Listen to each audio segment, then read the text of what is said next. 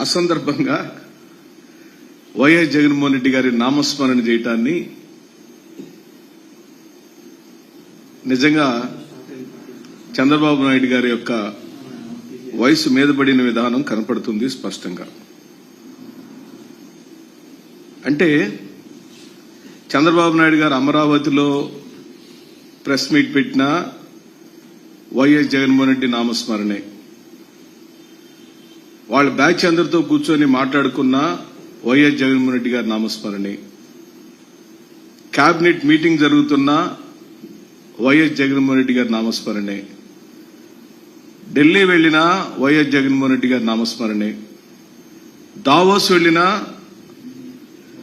YS Jaganmohan Reddy గారి నామస్మరణే. ఏబిసిడీలో ఎక్కడికి వెళ్లినా వైఎస్ జగన్మోహన్ రెడ్డి గారిని స్మరించుకోకుండా ఈ రాష్ట్ర ముఖ్యమంత్రి ఒక్క అడుగు కూడా ముందుకు వేయలేకపోతున్నాడు. ప్రజలకిచ్చిన మాటను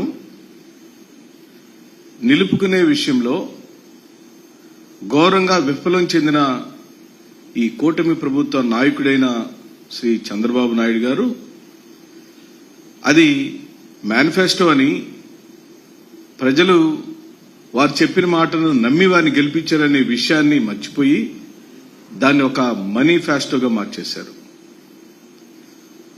వారికి, వారి అనునాయులకు, వారి పార్టీ నాయకులకు అటువంటి సంపదలను పెంచుకోవటానికి అది ఒక మార్గంగానే రాష్ట్ర అధికారాన్ని భావిస్తున్నారు. కానీ రాష్ట్రాన్ని పరిపాలించడం అంటే అది ఒక బాధ్యతాయుతమైన, గౌరవప్రదమైన, ప్రజలిచ్చిన అవకాశం అనే విషయాన్ని పూర్తిగా విస్మరించిన ఉదంతం చూశాం. సాధారణంగా చంద్రబాబు నాయుడు గారు మాటిస్తే మాట మీద నిలబడతాడు అన్న చరిత్ర ఏనాడూ లేదు. కానీ నిన్న 2014లో లాగానే మోడీ గారు కుడివైపున, పవన్ కళ్యాణ్ గారు ఎడమవైపున కూర్చొని ఇదిగో మధ్యలో ఉన్న చంద్రబాబు నాయుడు గారు ఇస్తున్న హామీలకు మేము సాక్ష్యము, మేము కూడా బాధ్యులము, వారు గనక ఇంప్లిమెంట్ చేయకపోతే, అనగా నారా చంద్రబాబు నాయుడు గారు గనక వారిచ్చిన సూపర్ 6 హామీలను నెరవేర్చకపోతే మేం బాధ్యత తీసుకుంటామని స్వయాన బీజేపీ నాయకత్వం, మరో పక్కన జనసేన అధినేత ఉప ముఖ్యమంత్రిగా ఈ రోజున అత్యున్నతమైన పదవిలో ఉన్న పవన్ కళ్యాణ్ గారు మాట ఇచ్చారు. అధికారంలోకి వచ్చిన రోజు నుండి రాష్ట్ర ప్రయోజనాల కన్నా మిన్నగా వారి వ్యక్తిగత ప్రయోజనాలను చూసుకుంటున్నారనే విషయం అందరికీ తెలిసిన సత్యమే. వ్యక్తిగత ప్రయోజనంతో పాటు వ్యక్తుల ప్రయోజనం కూడా ఇక్కడ కాపాడుతున్నారు చంద్రబాబు నాయుడు గారు వివిధ రూపాలలో. అది ఇసుక దోపిడీ చేయటం ద్వారానో, లేదా కాంట్రాక్టులను అడ్డదిడ్డంగా చేజిక్కించుకోవడం ద్వారానో, కమిషన్లను పొందడం ద్వారానో, ఓ చిన్న సర్టిఫికెట్ కావాలన్నా సచివాలయాల్లో, ఎంఆర్ఓ ఆఫీసులో, ఎండిఓ ఆఫీసులో లంచాల ద్వారానో పూర్తిగా గ్రౌండ్ లెవెల్లో ఈ కూటమి ప్రభుత్వ పరిపాలన భ్రష్టు పట్టిపోయిందని ప్రకటిస్తుంది వైఎస్ఆర్ కాంగ్రెస్ పార్టీ.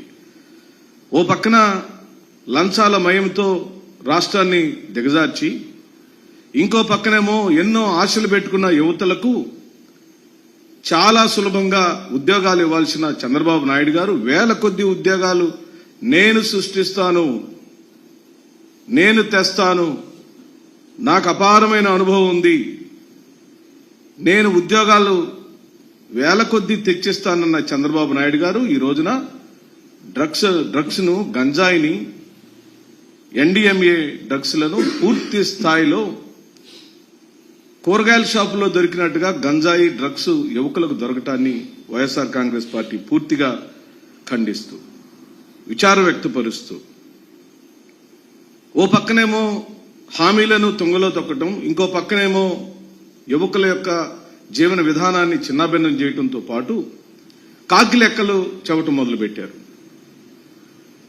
వారు చెప్పిన మాటలనే మనం ఒకసారి గుర్తు చేసుకుంటే, రాజధాని నిర్మాణానికి 17,000 కోట్ల రూపాయల నిధులు వచ్చినాయని వారే ప్రకటించారు. పోలవరానికి 2,348,000 కోట్ల రూపాయలు వచ్చినాయని వారే ప్రకటించారు. స్టీల్ ఫ్యాక్టరీకి 3,295,000 కోట్ల రూపాయలు వచ్చిందని వారే ప్రకటించారు. రమారమి అన్ని కలిపితే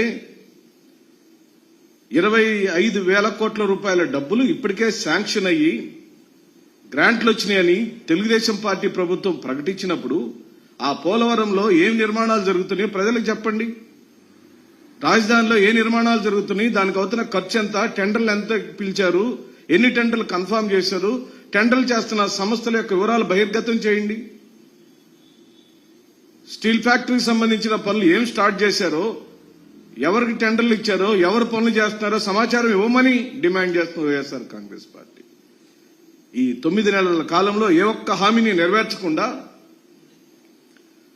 ఆ రోజున జగన్మోహన్ రెడ్డి గారు ఇంప్లిమెంట్ చేసిన పథకాలను పూర్తిగా ఆపేసి నేనొస్తే 6 హామీలను ఇస్తానని మాటిచ్చి ఒక్కొక్క హామీకి ఒక్కొక్క పథకానికి పోటీ పథకాలను అనౌన్స్ చేసింది కూటమి ప్రభుత్వం. వైఎస్ జగన్మోహన్ రెడ్డి గారు అమ్మఒడి ఇస్తానంటే, ఆయన ఇంట్లో తల్లికి అమ్మఒడి ఇస్తానంటే, చంద్రబాబు నాయుడు గారు, పవన్ కళ్యాణ్ గారు, బీజేపీ ప్రభుత్వం, బీజేపీ 3 పార్టీలు కలిసి అమ్మఒడికి ధీటుగా తల్లికి వందనం ఇస్తాననే పథకాన్ని అనౌన్స్ చేశారు. ఆ తల్లికి వందనం అనే పథకం ఎప్పుడు ఇస్తారా అని ఈ రాష్ట్రంలోని తల్లి ఆశగా ఎదురు చూస్తుంది చంద్రబాబు నాయుడు గారు. మీరేమో చాలా సులభంగా ఏ ఒక్క హామీని నెరవేర్చకపోగా అసలు అవసరం లేదన్నట్టే మాట్లాడుతున్నారు. వాటిని తలుచుకుంటే నాకు బాధ కలుగుతుందని చెప్పి అంటున్నారు. విసుగు పుడుతుందంట చంద్రబాబు నాయుడు గారికి. ప్రజలకిచ్చిన సంక్షేమ పథకాలను తలుచుకున్నప్పుడల్లా విసుగు పుడుతుందంట. మేము ప్రకటిస్తుంది వైఎస్ఆర్ కాంగ్రెస్ పార్టీ జగన్మోహన్ రెడ్డి గారు ఇచ్చిన పథకాల పేర్లు వింటున్నప్పుడల్లా వినసొంపుగా ఉంటుందని రాష్ట్ర ప్రజలు అంటున్నారు. నేను ఊరికే మీ జ్ఞాపక శక్తి కోసం ఈ రాష్ట్రంలోని పేదవాళ్ల యొక్క ఆకాంక్ష నెరవేర్చిన వైఎస్ఆర్ కాంగ్రెస్ పార్టీ ప్రభుత్వం ఎన్ని గొప్ప కార్యక్రమాలు చేసిందో నేను ఊరికే చదివి వినిపిస్తాను.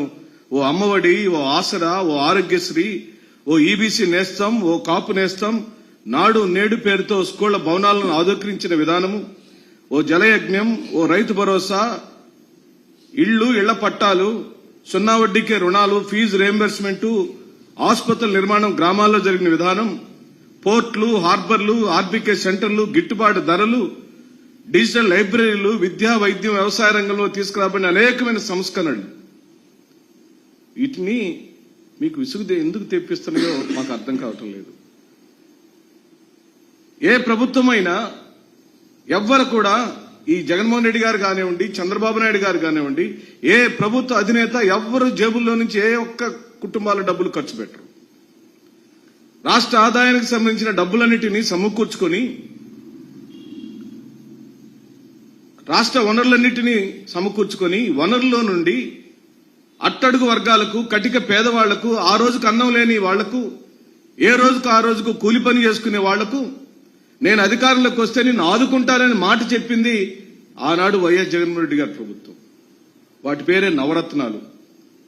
మేము పూర్తిగా విజయవంతమని చెప్పి ప్రకటిస్తున్నాం. 2,73,000 కోట్ల రూపాయలను డీపీటీ సిస్టమ్ ద్వారా బటన్ నొక్కాడండి. నీకు ఆ బటన్ నొక్కటం అనేది వ్యంగ్యమైపోయింది. ఈ రోజున మీడియా సోదరులైనా లేదా తెలుగుదేశం పార్టీకి, కూటమి ప్రభుత్వంకి అనుకూలమైన మీడియా సంస్థ అధినేతలైనా మేము సూటిగా అడుగుతున్నాం. వైఎస్ జగన్మోహన్ రెడ్డి గారు బటన్ నొక్కడం ద్వారా ఇచ్చిన సంక్షేమ పథకాలు తప్పు అని మీరందరూ ఏకధాటిగా ప్రకటించండి, మేము ఒప్పుకుంటాం. అదే నినాదంతో మళ్లీ గ్రామాల్లోకి పోదాం. ఒకవేళ జగన్మోహన్ రెడ్డి గారు ఇచ్చిన నవరత్నాల పథకాలు ఇప్పుడు నేను చదివిన పథకాలన్నీ వ్యర్థమైతే, విసుకైతే, వేస్ట్ అయితే నువ్వెందుకు సూపర్ 6 హామీలు ఇచ్చావు? అది నీకు విసుగు పుట్టిస్తుంటే నువ్వెందుకు ఏలూరు సభలో సూపర్ 6 ప్రకటించావు? తల్లికి వందనం ఇస్తానని ఇంట్లో ఎంతమంది బిడ్డలుంటే అంతమంది బిడ్డలకు నీకు 15,000, నీకు 15,000 ఎందుకు ప్రకటించారండి? ఎవరు చెప్పారు మీకు? ఎవరు అడిగారు మిమ్మల్ని? అదే పథకాలను అనగా వైఎస్ జగన్మోహన్ రెడ్డి గారి హయాంలో తీసుకురాబడిన పథకాలను యథాతథంగా మీరు ఇంప్లిమెంట్ చేసి ఉంటే ఈ రోజున మీకు మంచి పేరు వచ్చిండేది. చంద్రబాబు నాయుడు గారు మారిపోయారని ప్రజలందరూ భావించుండేవాళ్లు. ఈ రోజున సీజన్ అంతా అయిపోయి సకాలంలో పంటలు చేతికొస్తే పంటలకు గిట్టుబాటు ధరలు లేక రైతన్నులు అల్లల్లాడిపోతున్నారు. ఇది ఫిబ్రవరి మాసం. మార్చి నుంచి మళ్లీ సెలవులు వస్తే మళ్లీ జూన్ మాసంలో తల్లులకు ఫీజులు ఎలా కట్టాలని కొండంత భారం గుండెల మీద ఉంటే ఈ రోజున విద్యని, వైద్యాన్ని, వ్యవసాయాన్ని మూడింటిని పట్టించుకున్న జగన్మోహన్ రెడ్డి గారిని మీరు ఈ రోజున వెటకారంగా మాట్లాడటం, వ్యంగ్యంగా మాట్లాడటం, 2.0 వస్తే ఏంటి వారిని సైకో అని చెప్పి సంబోధిస్తారా? వైఎస్ జగన్మోహన్ రెడ్డి అనేటువంటి సంక్షేమ పథకాల దాత, సామాజిక న్యాయం అనే దాన్ని పరాకాష్ఠకు తీసుకెళ్లిన వాడు, ఈ సమాజంలోని అట్టడుగు వర్గాలు గుండె మీద చేసుకుని మాకు ఒక ముఖ్యమంత్రి గారు ఉన్నారు, మాకు కష్టం వస్తే ఆయన ఉన్నాడని ఓ జాలరికి, ఒక కుమ్మరికి, ఓ ఇస్త్రీ బండి పెట్టుకునే వాడికి, ఓ కూరగాయల దుకాణం పెట్టుకునే వాళ్ళకి, రోడ్డు మీద బండ్ల మీద, తోపుడు బండ్ల మీద టిఫిన్ సెంటర్ నడుపుకునే వాళ్ళకి, ఓ జాలర్కి, ఓ టైలర్కి, ఓ ఇమాముకి, ఓ క్రైస్తవ సోదరులైన పాస్టర్ గారికి, ప్రతి ఒక్కరికి ఆదుకుని నేనున్నానని చెప్పిన మహానుభావుణ్ణి నువ్వు సైకో అని సంబోధించిన ప్రతి క్షణం ఇన్ని వర్గాల యొక్క గుండె కోతకు మీరు కారకులవుతున్నారని చెప్పి మేమంటున్నాం. మీకు ఎలా ఎందుకు కనపడుతున్నాడు సైకోలాగా వివరణ ఇవ్వండి. ఈరోజు మీరేం పని చేస్తున్నారు? మీరు అధికారంలోకి వచ్చి దాడులు చేయటం లేదా? మీరు అధికారంలోకి వచ్చి మర్డర్లు చేయట్లేదా? మీరు అధికారంలోకి వచ్చి హత్యా రాజకీయాలు చేయటం లేదా? మీరు అధికారంలోకి వచ్చి పక్క పార్టీ వాళ్ళను దోచుకోవటం, దౌర్జన్యం చేయటం, దాడులు చేయటం, చంపివేయటం, గ్రామ బహిష్కరణ చేయటం అనేది ఏం పదాలు ఉపయోగించాలి? ఇప్పుడు మేము ఏమని సంబోధించాలి మిమ్మల్ని? అంటే ఇదే శాశ్వతం అనుకుంటున్నారా? మీ నాలుక 100 రకాలుగా మారవచ్చు. ఈరోజు మోడీ గారు తీయగా కనపడొచ్చు, రేపొద్దున చేదుగా మళ్లీ కనపడొచ్చు. అదే కేజ్రీవాల్ ని ఆంధ్రప్రదేశ్ లో తీసుకొచ్చి 2019లో మమతా బెనర్జీతో కుడి ఎడమల కూర్చోబెట్టుకుని మీరు 2019లో ఓట్లాడలేదా చంద్రబాబు నాయుడు గారు? ఆ కేజ్రీవాల్ గారు ఈ రోజున ఓడిపోయాడని ఢిల్లీకి వెళ్లి అతను వ్యంగ్యంగా మాట్లాడొచ్చావు. సరే, ఇప్పుడు స్నేహితుడైన మోడీ గారిని ఉద్దేశించి అనేకమైన భాషలు చెప్పావు. మోడీని ఒక దగాకోరని సంబోధించావు. మోడీకి పెళ్లి అయింది, ఎవరు భార్య అని చెప్పి అడిగావు ఢిల్లీలో. నేనేం అడగటలేదండి. ఢిల్లీలో ఆంధ్ర భవనంలో నల్ల చొక్కా వేసుకుని చంద్రబాబు నాయుడు గారు ఎన్ని ధర్నాలు చేశారు? ధర్నాలు చేయాల్సిన ఆవశ్యకత ఎందుకు వచ్చింది? కారణం ఏమిటి? ఆ రోజు కాంగ్రెస్ పార్టీతో ఎందుకు జతకట్టారు? కాంగ్రెస్ పార్టీతో, కాంగ్రెస్ కి వ్యతిరేకంగా వెలిసిన తెలుగుదేశం పార్టీ ఎందుకు కాంగ్రెస్ తో జతకట్టాల్సిన దుస్థితిలోకి పోయింది? తెలంగాణలో కాంగ్రెస్ పొత్తుతోనే మీరు ఎలక్షన్ చేశారు కదా. 2009 ఎన్నికలప్పుడు వైఎస్ఆర్ గారు ముఖ్యమంత్రిగా ఉండినప్పుడు టీఆర్ఎస్ తో, సిపిఐ, సిపిఎంతో జతకట్టి మహాకూటమి ఏర్పాటు చేసి ఘోరమైన ఓటమిని వైఎస్ఆర్ గారి చేతిలో మీరు చవి చూశారు. మీరు ఎన్ని రకాలుగా జట్లు కట్టారంటే నేను మీకు ప్రియమిత్రులారా మీకు నేను చదివి వినిపిస్తాను. ఇదేది సుధాకర్ బాబు సొంత కవిత్వమో వైఎస్ఆర్ కాంగ్రెస్ పార్టీ యొక్క సొంత కవిత్వాలో కాదు. 2094లో కమ్యూనిస్టులతో పొత్తు, 1994లో కమ్యూనిస్టులతో పొత్తు, 1995లో ఎన్టీఆర్ గారిని వెన్నుపోటు పొడిచి దింపేశాడు. 1999లో ఎన్డీఏతో పొత్తు, 2004లో ఎన్డీఏతో మళ్లీ కలిసి పోటీ చేసి ఓడిపోయారు. 2009లో సిపిఐ, సిపిఎంలు, టీఆర్ఎస్ భిన్నమైనటువంటి పార్టీలను కలిపి వైఎస్ఆర్ గారిని ఒక్కరిని ఓడించడం కోసం మీరు ఆ రోజు జతకట్టారు. 2014లో మళ్లీ ఎన్డీఏ, జనసేనలతో పొత్తు, 2019లో కాంగ్రెస్, జనసేనలతో అంతర్గత పొత్తు, 2024లో ఎన్డీఏ, జనసేనలతో పొత్తు, ఇండైరెక్ట్ గా కాంగ్రెస్ వాళ్ళతో పొత్తు. అంటే వారు కూడా, షర్మిలమ్మ గారు కూడా జగన్మోహన్ రెడ్డి గారు తాడేపల్లిలో ప్రెస్ మీట్ పెట్టిన రోజు వచ్చింది. జగన్మోహన్ రెడ్డి గారు ప్రెస్ మీట్ పెడితే ఆవిడ ప్రెస్ మీట్ పెట్టి పోయింది. పోనీ ప్రెస్ మీట్ పెట్టి ఏమైనా రాష్ట్ర ప్రయోజనాలు, వాళ్ళ పార్టీ ప్రయోజనాలు, వాళ్ళ కార్యకర్తలకు సంబంధించిన విశేషాలు, వాళ్ళ పార్టీకి సంబంధించిన ఏమైనా మాట్లాడతారంటే ఏమీ మాట్లాడరు. జగన్మోహన్ రెడ్డి గారి యొక్క వ్యక్తిగత విమర్శలు చేయటం మాట్లాడించి వేరే అంశాలు ఏది మాట్లాడినట్టుగా మనం చూడట్లేదు. ప్రియమిత్రులారా, సోదరులారా, తెలుగుదేశం పార్టీ పరిపాలన అంటే డి అనే అక్షరం మీద నడుస్తుంది ఈ రోజున.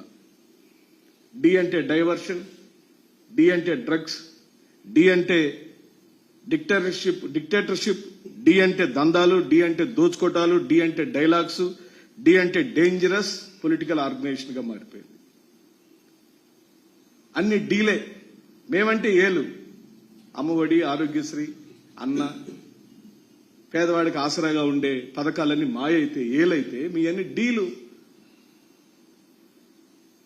ఇన్ని రోజుల మీ అనుభవం అంతా ఓ యువకుడైన వైఎస్ఆర్ కాంగ్రెస్ పార్టీ నాయకుడైన జగన్మోహన్ రెడ్డి గారిని వ్యక్తిగతంగా తిట్టడం తప్పించి, దూషించడం తప్పించి, ఈ రాష్ట్రానికి జరిగిన మేళ్లను 9 నెలల ఈ పరిపాలన కాలంలో చంద్రబాబు నాయుడు గారు, లేదు జనసేన పార్టీ నాయకులారా, లేదా బీజేపీ పార్టీకి సంబంధించిన నాయకులారా, మీరు చిట్టా చెప్పండి.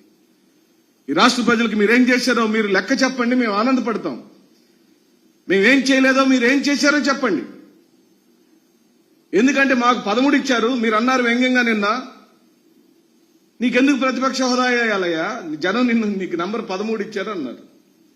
సంతోషం. 11 అనేది బహిరంగ రహస్యం, మేము దాచిపెట్టింది దాగిద్దా? 11 సీట్లు వచ్చినాయి అనేది బహిరంగ రహస్యము. కానీ ఎక్కడ కూడా అసెంబ్లీ నామ్స్లలో ప్రతిపక్ష హోదా కావాలి అనంటే కనీసం 10% ఎమ్మెల్యేలు ఉండాలని ఎక్కడ రాసిందో చూపించమని మేము కోర్టుకెళ్ళాం. ఓకే, మీరేమంటున్నారు?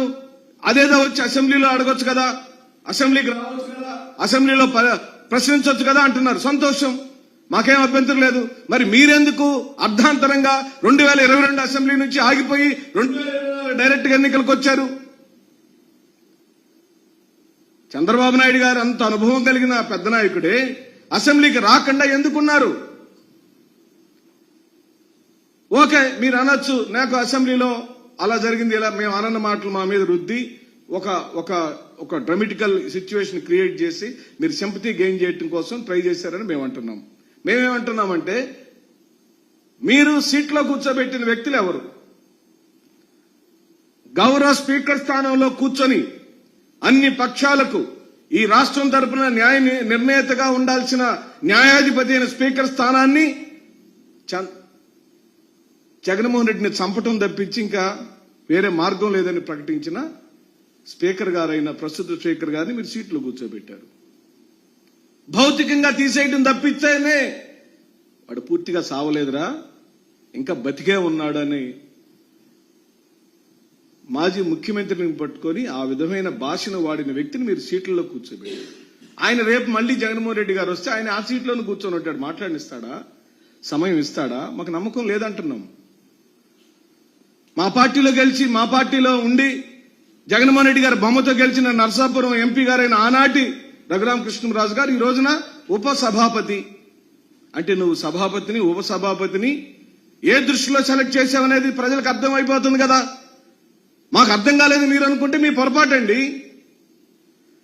మీరు నిజంగానే ముఖ్యమంత్రిగా సుపరిపాలన చేసి నీ పరిపాలనలో ఎక్కడైనా తప్పులు జరిగితే ప్రజాపక్షాన ప్రతిపక్షం ఉండి ప్రశ్నించాలని కనుక మీరు భావించుంటే, ఓ మంచివాడిని, ఓ క్లీన్ చిట్ ఉండవాడిని, అందరికి అనుకూలమైనటువంటి వాడిని ఆ సీట్లో కూర్చోబెట్టి మీరు ఈ రోజున మాట్లాడితే బాగుండేదని ఈ సందర్భంగా నేను మనవి చేస్తూ, చంద్రబాబు నాయుడు గారిని చెట్టు చివరిగా మేము కోరుకునేది ఒకటే, మీరు పదే పదే మేము కనుక పథకాలను అమలుపరచకపోతే చొక్కాలు పట్టుకోండి అని మీరు ప్రకటించారు. ఎవరి చొక్కాలు ఎవరు పట్టుకోవద్దు, మీ చొక్కాలు మేము పట్టుకోవద్దు, ప్రజలను కూడా మేము దండం పెట్టి అడుగుతున్నాం. ఎవరు చొక్కాలు పట్టుకోవద్దు, దండం పెట్టి అడుగుతున్నాం. అయ్యా, నువ్వు 2024 ఎన్నికల్లో ప్రధానమంత్రి సాక్ష్యంగా, పవన్ కళ్యాణ్ సాక్ష్యంగా మీరు ఎన్నికల హామీలలో ఇచ్చిన సూపర్ 6 ని అమలుపరచమని వైఎస్ఆర్ కాంగ్రెస్ పార్టీ చేతులు జోడించి సవినయంగా, వినమ్రంగా వేడుకుంటున్నాం. దయచేసి అమలుపరచండి. నష్టం జరుగుతుంది చంద్రబాబు నాయుడు గారు. నీకు అది విసుగు కావచ్చు, వ్యంగ్యం కావచ్చు, లేదా వెటకారం కావచ్చు, కానీ అది పేదవాడికి గుండె చప్పుడుగా, పేదవాడి యొక్క ఇంట్లో చదువుని పేదవాడి యొక్క ఇంట్లో ఫ్యాన్ని, పేదవాడి ఇంట్లో కుర్చీని ఇచ్చిన పథకాలను ఈరోజు నువ్వు ఆపేస్తే, నిన్న పండగలప్పుడు మా వైశ్య సోదరులు మాకు చెబుతున్నారు, అన్న షాపులని వెలవెలపోయినాయి అన్న. ఏంటయ్యా అంటే, అదే జగన్మోహన్ రెడ్డి గారు గనక పవర్లో ఉండుంటే, జగన్మోహన్ రెడ్డి గారు గనక ముఖ్యమంత్రి స్థానంలో ఉండుంటే ఈ రోజున చిట్ట చివరి కిళ్ళీ బంకులతో సహా కళకళలాడుతూ ఉండేవి.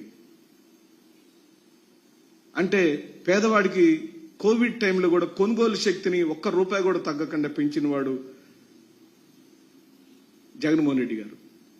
మనీ ఎప్పుడు సర్క్యులేట్ అవుతూనే ఉంది ప్రభుత్వం దగ్గర. మనీ ఈ రోజున మేము అడగట్లా. చంద్రబాబు నాయుడు గారు మీరే పథకం ఇవ్వలేదు, మీరు ఇచ్చింది కేవలం పెన్షన్. ఆ పెన్షన్ కూడా కోతలు పెట్టారు, రాజకీయ కోణంతో తగ్గించేశారు. సంతోషం. ఒక్క పెన్షన్ తప్పించి మిగతా పథకాలు ఏమి ఇవ్వనప్పుడు ఆ డబ్బులన్నీ ఏమైనాయి? 2,75,000 కోట్లు జగన్మోహన్ రెడ్డి గారు పంచితే, ఆ డబ్బులన్నీ పంచాల్సిన చంద్రబాబు నాయుడు గారు ఈ రోజున ఆపేస్తే, ఆ డబ్బులన్నీ ఎక్కడికి వెళ్తున్నాయి? ఇప్పటికే మీరు సుమారుగా 75,000 కోట్ల రూపాయల అప్పులను చేశారు కదా. ఆ అప్పులు చేసి తెచ్చిన డబ్బులు రాష్ట్ర ఖజానాలో ఉన్నాయా? ఏటి మీద ఖర్చు పెట్టారు? అలాగనే ఇప్పటికే కేంద్రం నుంచి శాంక్షన్ 25,000 కోట్ల రూపాయల డబ్బులు ఏమైనాయి? దేనికి ఖర్చు పెట్టారు? ఎవరు కాంట్రాక్ట్ ఇచ్చారు? ఏ పనులు చేశారో సవివరంగా వివరించమని అడుగుతుంది వైఎస్ఆర్ కాంగ్రెస్ పార్టీ. ఇవేవి చేయకుండా ప్రెస్ మీట్లు పెట్టి మాజీ ముఖ్యమంత్రి గారిని తోలనాడటం, వ్యంగ్యంగా మాట్లాడటం, వెటకారంగా మాట్లాడటం ఆపేయమని ప్రజలు అసహించుకుంటున్నారని, ప్రజలు టీ బంకుల దగ్గర, ఆటోల్లో, బస్సుల్లో ఎక్కడ 2-3 కలుసుకున్నా సరే చంద్రబాబు నాయుడు గారు పూర్తిగా మాట తప్పి మనల్ని మోసం చేశారని మాట్లాడుకుంటున్నారనే విషయాన్ని మీ కార్యకర్తల ద్వారా, మీ ఇంటెలిజెన్స్ ద్వారా సమాచారాన్ని తెప్పించుకొని ఎప్పటికైనా చంద్రబాబు నాయుడు గారు, కూటమి నాయకులారా, చేతులు జోడించి వైఎస్ఆర్ కాంగ్రెస్ పార్టీ మిమ్మల్ని వేడుకుంటుంది. దయచేసి పథకాలు అమలుపరచండి. తల్లికి వందనం ఇవ్వండి. ఉచితమైన బస్సు ప్రయాణం మహిళలకు కేటాయించండి. రైతన్నలకు ఇవ్వాల్సిన డబ్బులు ఇవ్వండి. ఇవేవి ఇవ్వకుండా మీరు మమ్మల్ని సైకోలను 2.0 ప్రకటించిన జగన్మోహన్ రెడ్డి గారిని వ్యంగ్యంగా, వెటకారంగా మాట్లాడితే మీ తప్పులు ఒప్పులైపోవని చెబుతూ సెలవు తీసుకుంటున్నాం.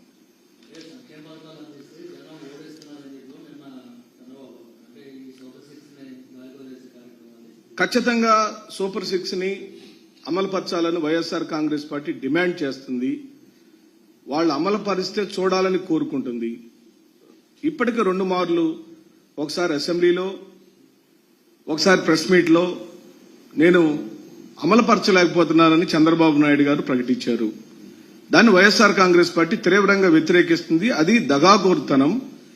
మీరు మాట ఇచ్చి పదవిలోకి వచ్చారు, ఆ మాటని మీరు నిలబెట్టుకోమని కోరుతున్నాం. మీ మీద కోపంతోనో, మిమ్మల్ని కార్నర్ చేయడానికో మీరు పథకాలు నెరవేర్చలేకపోయారని చెప్పడం మా ఉద్దేశం కాదు. మాకు పథకాలు కావాలని అడుగుతున్నాం. అవసరమైన ప్రతి సెక్షన్కు పథకాలు ఇచ్చి తీరాల్సిందే. మేము వస్తే ఖచ్చితంగా మళ్ళీ మా పథకాలు ఇస్తామని ప్రకటిస్తున్నాం. మీకెందుకు? మీరు ఇవ్వండి. నీకు నాకు పోటీ జరిగితే అన్యాయం అయిపోయేది పేదవాడు కదా.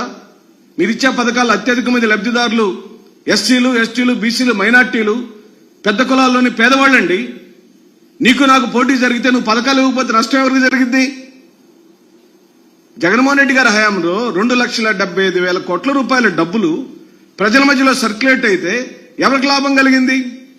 పేదవాడి యొక్క కుటుంబాల్లో మార్పులు వచ్చినాయి. ఆ మార్పు కోరుకుంటుంది వైఎస్ఆర్ కాంగ్రెస్ పార్టీ. మీరు అమలుపరిచి తీరాల్సిందని డిమాండ్ చేస్తున్నాం. Thank you.